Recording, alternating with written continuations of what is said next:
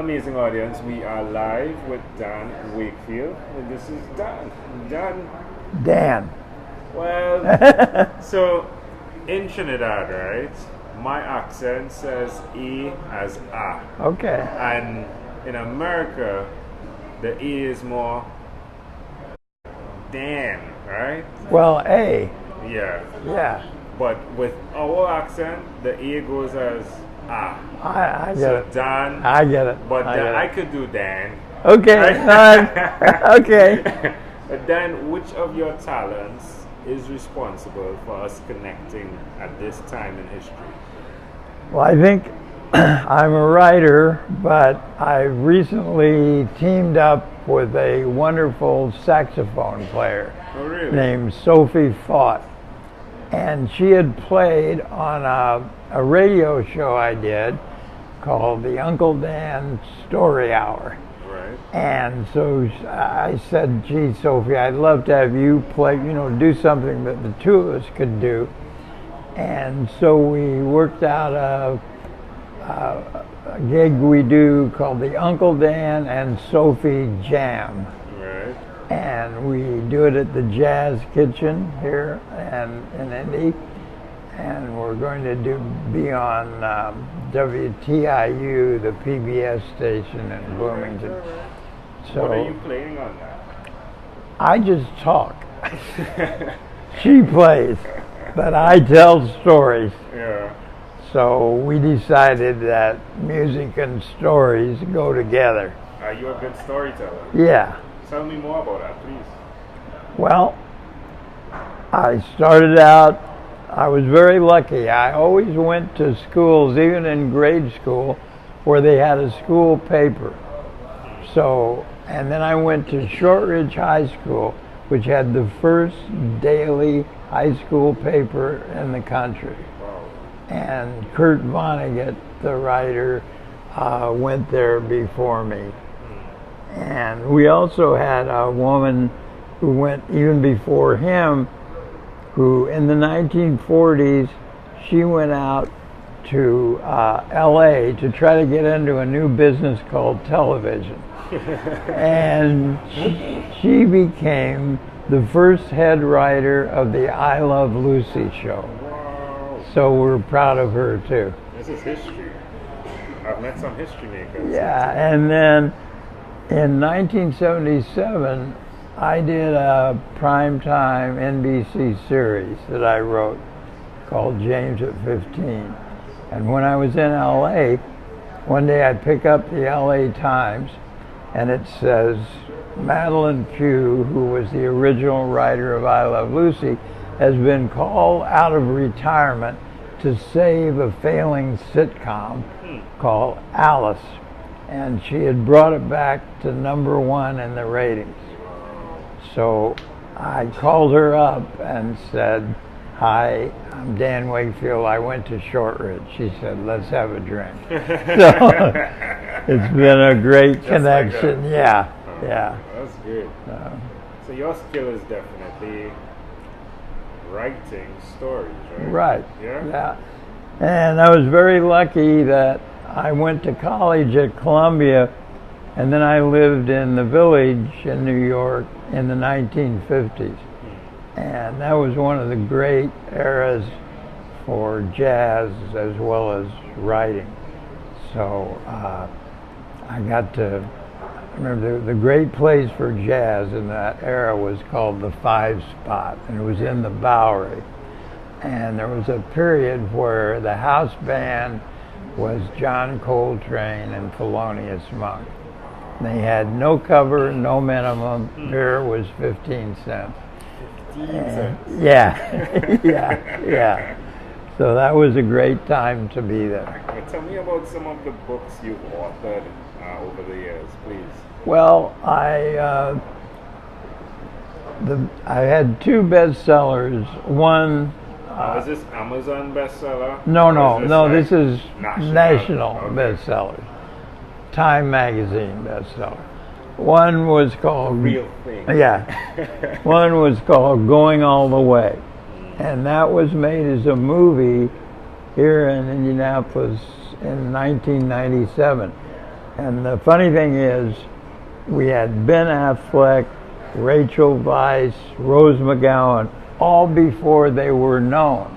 They were totally unknown, so we were very lucky to get them. And then I had another bestseller called Starting Over. It was made as a movie with Burt Reynolds and Jill Clayburgh. And the movie had nothing to do with the book, but that was okay. Yeah. Well, I'm honored to have the opportunity to ask you these questions, right? Oh, thank you. Understanding the mindset you have. Now I'm seeing, well, this is only introduced by you. Oh, yes. Kurt Vonnegut was a good friend and really helped me. In fact, he helped my first novel become a bestseller because he reviewed it in Life magazine. And in those days, that was a big deal. And the funny thing is, in the review, because the book is set in Indianapolis, my hometown, he said in the review, having written this book, Dan Wakefield will never be able to go back to Indianapolis. He will have to watch the 500-mile race on television. For a long time, that was true. Yeah. But you're back now. Yeah, you're forward now. Yeah, right. I didn't come back till 2011. Wow. So I spent all that other time in New York, LA, and Miami. So. Do you have any regrets? No. That's great. No, I don't. What's one other thing you've done consistently over the last 3 years? The last few years, I've been writing a memoir about my goddaughter. And I never had any children, never wanted to have children. And I met this little girl and her family when I was teaching in Miami at Florida International University. And they're a Cuban-American family. And this little girl has a brother who will never walk or talk. So all the family was centered around him.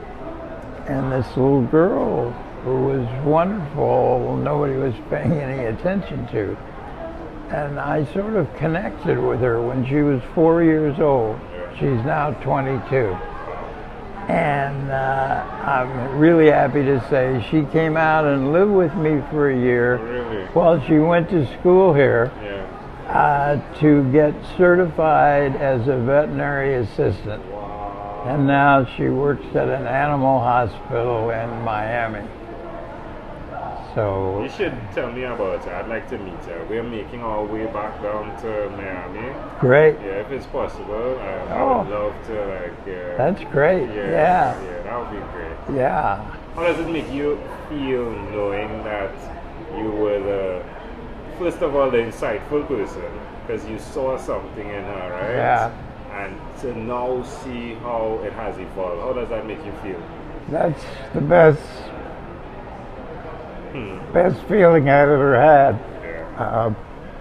And, everyone says, oh, you did a lot for her. Yeah, but she did a lot for me.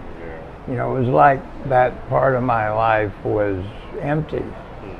And, there used to be a national organization called the National Organization of Non-Parenthood. Oh, really? And it was just for people who chose not to have children, that they could be regular, nice people too. Yeah. And in 1973, I was chosen their non-father of the year. So all my friends who had children got mad at me. I said, no, I'm not against children. Just not for me. And then, so it's kind of ironic and wonderful that I met this little girl and became close to her. And that's amazing. Yeah. That's amazing. Well done. Well done.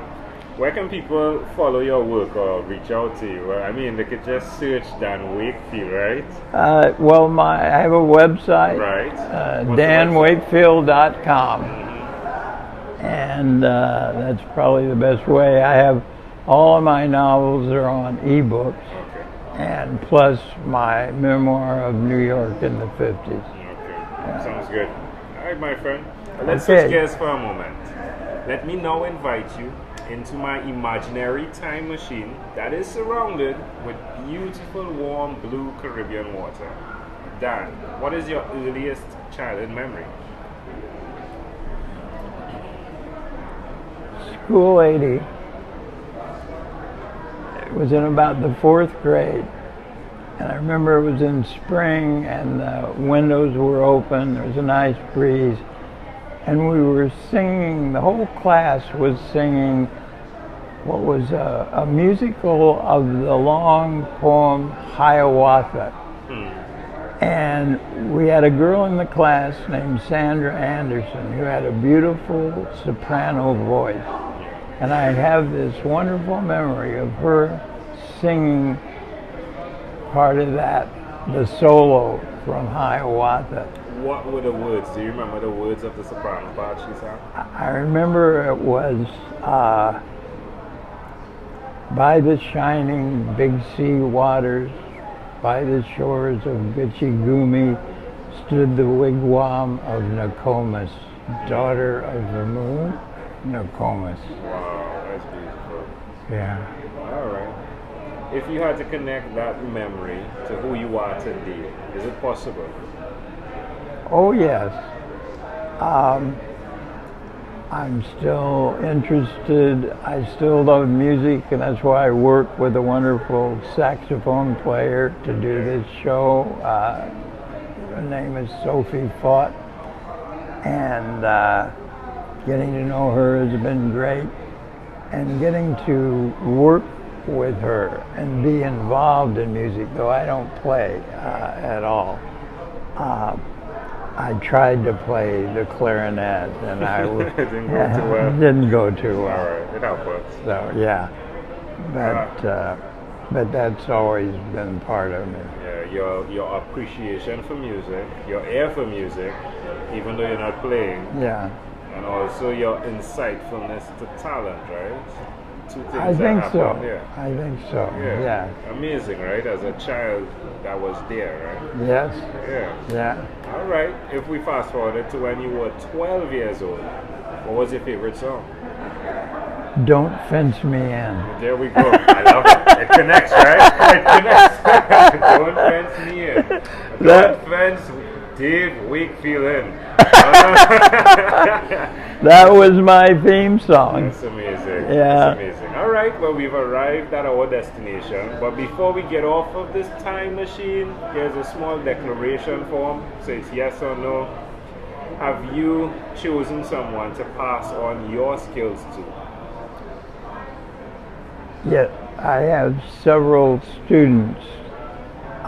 One named Jenny Hearn Louvet, who's a poet, and she's at Breadloaf Writers Conference. And my favorite writer here, and I think we've influenced each other, is Susan Neville. Okay. She wrote a wonderful book called Indiana Winter. And that's been great to have somebody that we learn from each other. Are you married? No. No. Okay. So I have been, but you I'm have not. been? No, Yeah. no, okay. So you have one daughter, goddaughter. Yeah. Right? Do you believe in God? Yes. Do you have an inner circle of friends? Yes. Do you watch TV for more than 3 hours a day? So I watch TV. For more than 3 hours a day? No, I don't have cable or regular TV. I only have Netflix, Hulu, and Amazon. Right, that helps. Yeah. What about screen time, the phone and or the computer? Is it more than 8 hours a day or less than 8 hours a day? I don't do any social media myself. I have somebody who does tweets for me, but I'm at the computer writing, and I really use the computer as a glorified typewriter. That's wonderful. Well, this has been a great pleasure, Dan.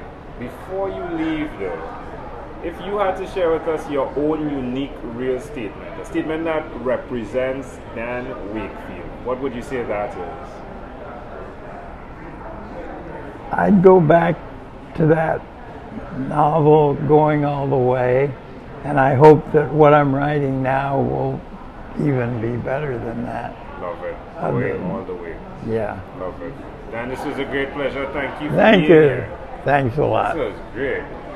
Boom.